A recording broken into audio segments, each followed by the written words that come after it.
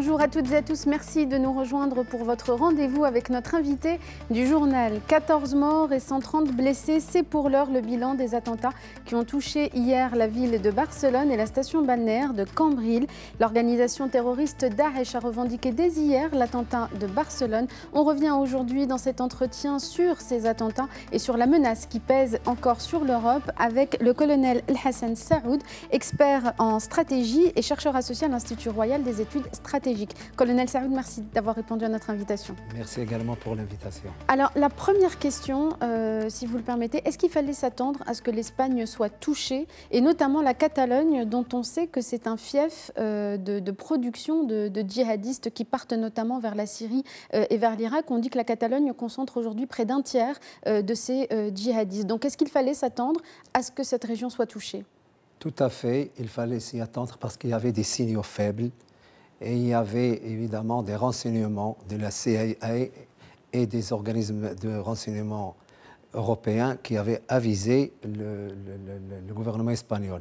Et il y avait également le discours, et le discours par le biais des médias terroristes qui ont menacé ouvertement l'Espagne. Et donc, c'était pas très visible, mais la menace existait, d'autant plus que le gouvernement espagnol a élevé le degré de vigilance à 4, l'échelle en compte 5. Donc il y avait tous ces éléments-là pour dire que la menace était présente. Alors, d'après les premiers éléments de l'enquête concernant les suspects notamment, qu'est-ce qu'on peut retenir de ces attentats qui ont frappé hier l'Espagne? D'abord, pour Barcelone, dans tous les démantèlements qu'il y a eu, et on a eu beaucoup, et dont une soixantaine en Catalogne. Donc la Catalogne est quand même un terreau terroriste identifié. Pour ce qui est de l'attentat d'hier, vous savez, Nice, Paris, Berlin, Stockholm et hier Barcelone, le même mode opératoire, pas cher du tout. Ils ne demandent pas une technique avancée.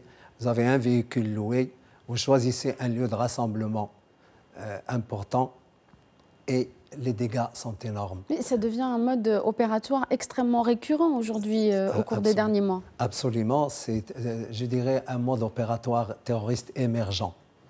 Et les dégâts sont énormes. Voilà des micro-moyens et des méga-dégâts.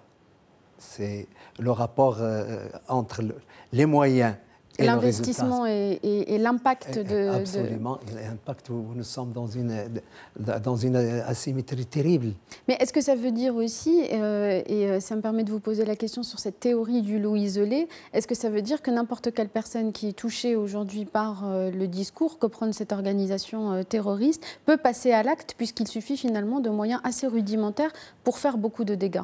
Oui, moi, on en a discuté sur ce plateau. Moi, je n'ai jamais cru au loup solitaire. C'est une invention un peu pour cacher beaucoup de dysfonctionnements. Et la preuve, c'est que pour le cas qui nous intéresse de Barcelone, nous sommes devant un réseau où il y aurait au moins un groupe de 10 au stade de l'enquête. Et donc, il y a une organisation. Et elle est établie, selon le responsable de la police catalane, que la station balnéaire et Barcelone ont une liaison. Il se pourrait même, dit-on, mais il faut être prudent, que le conducteur du véhicule bélier serait parmi les victimes, les 5 victimes qui ont été tuées hier. Donc, de la prudence, l'enquête va révéler... On rappelle que ce sont les 5 assaillants à bord de cette voiture qui a foncé sur une foule dans cette station balnéaire et qui ont été abattus par les policiers espagnols. Il faut louer à cette occasion la rapidité de réaction des policiers, c'est extraordinaire. Et puis, je n'aimerais pas ne pas en parler. C'est cette capacité de résilience de la population de Barcelone. Voilà une population touchée par un traumatisme énorme et qui aujourd'hui a repris sa vie normale. Voilà de la résilience sociétale qu'il faut louer. C'est très important. Et quand on voit ce genre de réaction, moi je dis que le terrorisme ne vaincra pas. Alors, il y a ce mode opératoire, il y a aussi le profil des suspects. Ils sont originaires de plusieurs régions. Est-ce que ça veut dire qu'il y a des cellules aujourd'hui transnationales, dormantes, dans certaines régions en Europe aujourd'hui, et qui sont prêtes à être activées par l'organisation de Daesh? Tout à fait. Il y a deux menaces actuellement, et comme vous l'avez si bien dit, vous avez des cellules dormantes qui attendent un signal avec cette capacité d'autonomie d'action, parce qu'on ne leur donne pas les objectifs, mais il y a cette autonomie. Et vous avez quand même une autre menace, c'est les combattants étrangers de retour en Europe, qui sont une vraie menace dont il faut tenir compte. Et donc, si vous prenez ces deux menaces-là, vous avez quand même tous les ingrédients d'un risque qui va continuer à avoir lieu, il ne faut pas se le cacher, et qui n'épargne Et d'une pression continue, parce qu'on a le sentiment aussi que les attentats ou les tentatives d'attentats, certaines ont été déjouées ou arrêtées à Paris, sont de plus en plus rapprochées. Donc c'est une manière pour Daesh de maintenir la pression. Et ça m'amène à cette autre question qui est liée. Est-ce que vous partagez l'avis de certains experts qui disent que la perte de certains territoires aujourd'hui en Syrie ou en Irak par cette organisation terroriste fait que justement elle multiplie les actions à l'étranger et que c'est un signe de sa faiblesse? Tout à fait. Nous avons une zone de conflit, Irak-Syrie. Nous avons quand même l'organisation État islamique est en recul énorme, déterritorialisée et puis des pertes humaines énormes. À côté de ça, vous avez une exportation de la terreur vers l'étranger, vers l'Europe, vraisemblablement. Moi, mon analyse personnelle, c'est que subissant des pertes sur les terrains conflictuels, il essaie de montrer qu'il a encore cette capacité de nuisance ailleurs. Donc ce serait quoi? Ce serait les signes de son agonie sur le terrain syro-irakien, ces attentats qui se multiplient en Europe? Incontestablement, ils perdent du terrain en Irak et en Syrie.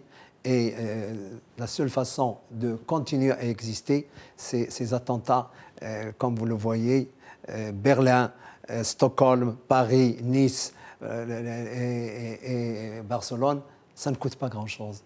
Alors, une dernière question, colonel Servut. Vous êtes expert en stratégie, notamment en stratégie sécuritaire.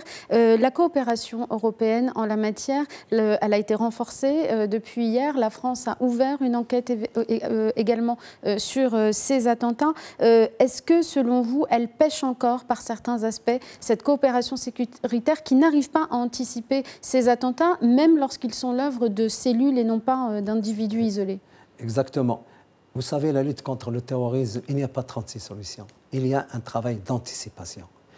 Qui fait l'anticipation? C'est la communauté de renseignement. C'est elle qui permet des décelements précoces et qui permet de faire des parades contre le terrorisme. Si vous n'avez pas des institutions de renseignement efficaces, le terrorisme continuera à sévir. C'est quoi une bonne communauté de renseignement? Elle est fondée sur quoi d'abord? C'est plusieurs acteurs. Les acteurs de renseignement civil, militaire, étrangers, internes et tout ça doit être coordonné pour une efficience horizontale. Et puis la coopération internationale, elle est nécessaire. Et vous avez raison d'évoquer que même en Europe maintenant, on se plaint de la difficulté de coordonner tous ces services-là parce qu'il y a tout un millefeuille d'institutions qui n'arrivent pas à s'entendre. Je pense qu'ils sont en train d'affiner, mais évidemment, le tout étant de se réadapter à toute cette stratégie nouvelle des terroristes, parce qu'il est ingénieux. Émergente, comme vous l'avez dit tout à l'heure. Émergente. Et puis le terrorisme, il est ingénieux, il est inventif. Et le mérite pour nous et pour tous ceux qui luttent contre le terrorisme, c'est de s'adapter rapidement à son nouveau mode opératoire pour être efficace. Merci beaucoup, colonel Servut, d'avoir été avec nous. Je rappelle que vous êtes expert en stratégie et chercheur associé à l'Institut royal des études stratégiques. Merci beaucoup d'avoir été avec nous. C'est moi qui vous remercie. Merci à vous tous et à vous toutes de nous avoir suivis. C'est la fin de cet entretien. Restez avec nous, la suite de l'information dans un instant.